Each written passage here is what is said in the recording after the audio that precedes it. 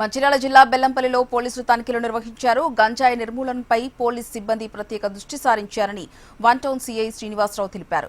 పలు ఏరియాల్లోని దుకాణాలు, టీ షాపుల్లో డాగ్ స్క్వాడ్ సహాయంతో తనిఖీలు నిర్వహించారు. గంజాయి వినియోగించిన, విక్రయించిన వారిపై కఠిన చర్యలు తప్పవని సీఐ హెచ్చరించారు. ప్రజలు అప్రమత్తంగా ఉండి అనుమానాస్పద వ్యక్తులపై పోలీసులకు సమాచారం అందించాలని సీఐ శ్రీనివాసరావు సూచించారు.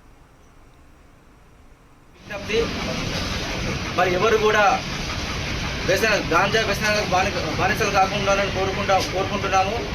మరి బెల్లంపల్లి పట్టణంలో ఎక్కడ చూసినా కానీ ఈవినింగ్ పూట పిల్లలు కొంత పెడదారి బట్టి కనబడుతున్నారు. దాన్ని దృష్టిలో పెట్టుకొని ఈ సర్ప్రైజ్ చెకింగ్స్ అనేవి జరుగుతున్నాయి. ఇవి రెగ్యులర్ కూడా చేయడం జరుగుతుంది. కాబట్టి ప్రజలందరూ కూడా అప్రమత్తంగా ఉండి వాళ్ళ పిల్లల్ని జాగ్రత్తగా గమనిస్తూ వాళ్ళ యొక్క అలవాట్లు, వాళ్ళందరూ ఎటు వెళ్తున్నారు, వాళ్ళు ఎవరితో స్నేహం చేస్తున్నారు అనేది తల్లిదండ్రులు గమనించాలని కోరుచున్నాను.